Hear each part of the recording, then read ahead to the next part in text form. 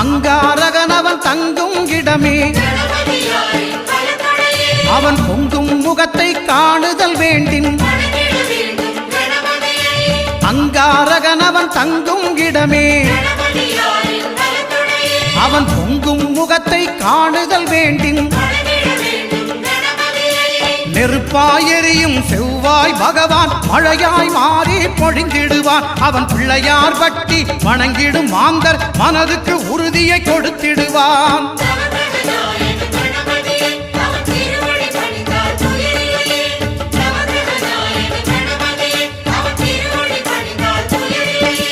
ஒன்பது கோளும் ஒன்றாய் காண அங்கு கற்பகம் என்னும் கடவுளின் மெய்யில்